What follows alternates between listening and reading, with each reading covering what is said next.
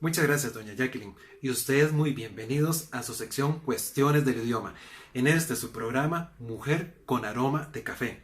Recuerden que esta sección está dedicada al uso correcto del español. Y no solamente está dedicada para expertos en el idioma, para los miembros de la Real Academia, para escritores. No, está enfocada precisamente a esas personas que quieren hablar y escribir correctamente nuestro idioma. Y como hablantes nativos, tenemos la obligación de realmente conocer cuál es la normativa de este español que nosotros utilizamos en un contexto formal y que nos va a ayudar muchísimo a abrirnos puertas en muchos ámbitos, especialmente el ámbito educativo y el ámbito laboral.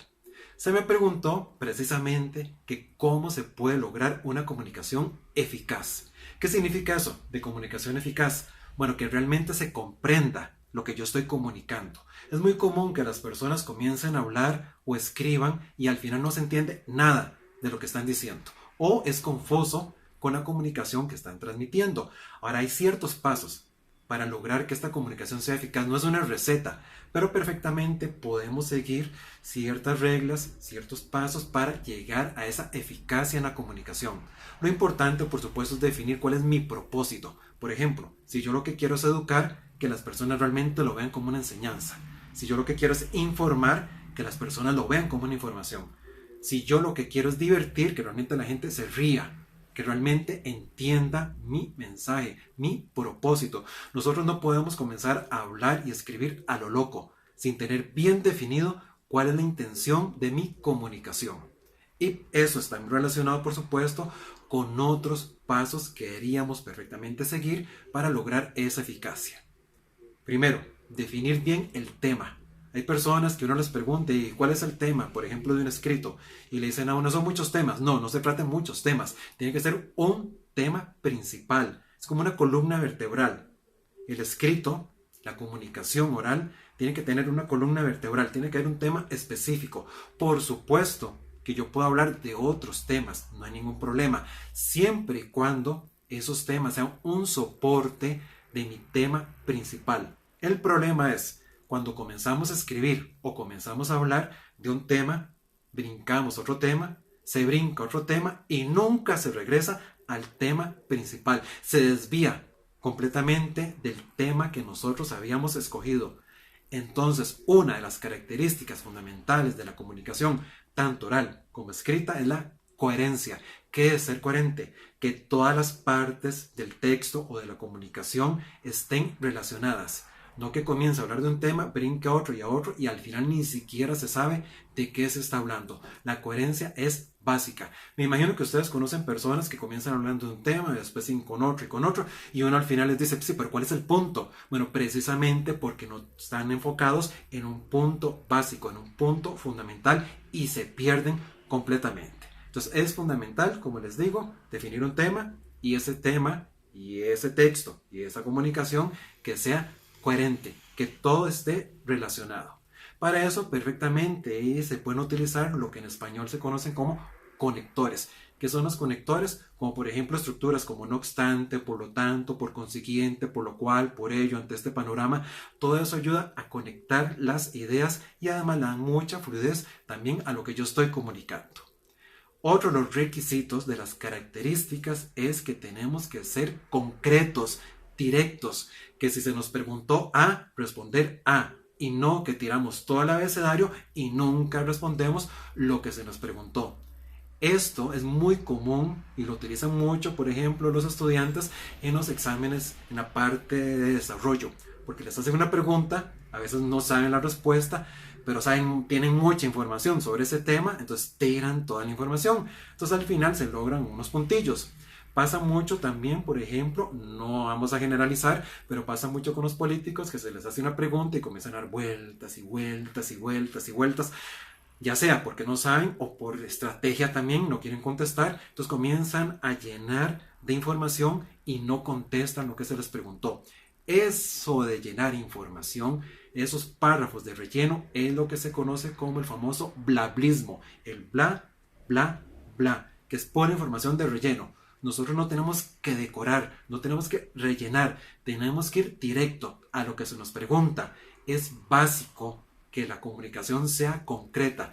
Lo que pasa es que sí, hay que entender también que estamos en una sociedad donde si uno es muy directo, la gente lo ve de manera como negativa, la gente lo ve como concho, pero bueno, en un contexto formal tenemos que ir al grano, directo, concreto, nada más decir y poner lo que se necesita y no adornar, porque al final se vuelve como un distractor. Y es lo que básicamente de manera muy coloquial sería hablar o escribir paja, que técnicamente es, como les digo, el famoso blablismo. Así que fuera el bla, bla, bla. Otra de las características también es que lo que nosotros comuniquemos sea claro. ¿Y qué significa esta claridad? Que sea comprensible para el auditorio, para el lector o para el que me está escuchando. No significa utilizar palabras cotidianas, de día o palabras como muy informales. No, lo que se trata es de que yo realmente sepa que eso que voy a comunicar la persona me lo va a comprender. No importa utilizar palabras un poco como más elegantes, más elevadas, si yo sé que mi auditorio me lo va a comprender, no hay ningún problema. Y esto está muy relacionado también con otra característica que es la adecuación. Yo tengo que formar, armar, construir mi comunicación dependiendo del auditorio. No es lo mismo, por ejemplo, hablar sobre el Tratado de Libre Comercio con un grupo de niños que con un grupo de universitarios. Con los universitarios puedo utilizar términos tal vez más técnicos, palabras más elevadas. Con los niños los tengo que adecuar al nivel que están empezando en el proceso de adquisición del léxico. Entonces depende mucho del auditorio. Nosotros vamos a utilizar palabras pertinentes, palabras que sean claras. Por ejemplo, que estemos hablando con un extranjero. Si estamos hablando con un extranjero, no vamos a utilizar un montón de costarriqueñismos porque posiblemente no va a entender. Y si no lo comprende, entonces la comunicación no es eficaz.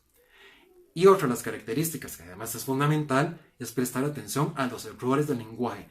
Y los errores del lenguaje o vicios del lenguaje es todo aquello que atenta contra el uso correcto del idioma. Aquí en esta sección hemos visto muchísimos.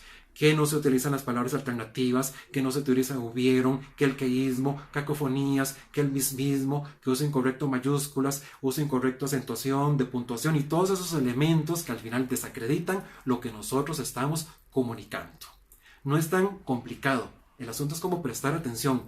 Lo fundamental es cuando uno va a comunicar tanto de manera oral como escrita, tener como una estructura, tener como una base, como un esqueleto, definir muy bien el tema, después los subtemas, organizar primero qué voy a hablar de segundo, tercero, cuarto, revisar que sea coherente, que el vocabulario realmente sea pertinente, que sea realmente preciso. Y dos estrategias que perfectamente podrían ayudarnos es, por ejemplo, que si yo estoy escribiendo, entonces el escrito dárselo a varias personas, mínimo a 3, para ver si realmente todos comprenden lo que yo quise transmitir. O también leerlo en voz alta.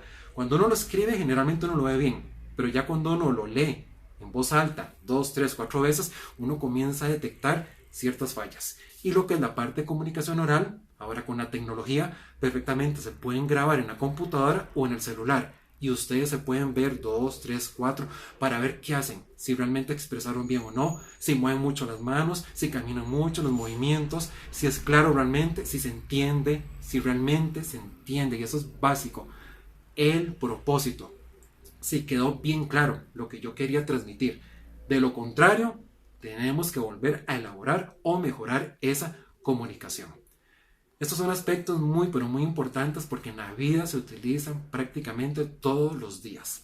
Espero que les haya sido bastante ayuda y nos vemos en otra sección, cuestiones del idioma. Recuerden que me pueden enviar sus preguntas al 83 26 28 65. Repito, 83 26 28 65. Y sigan disfrutando de este exitoso programa Mujer con Aroma de Café. Nos vemos. Que estén muy bien.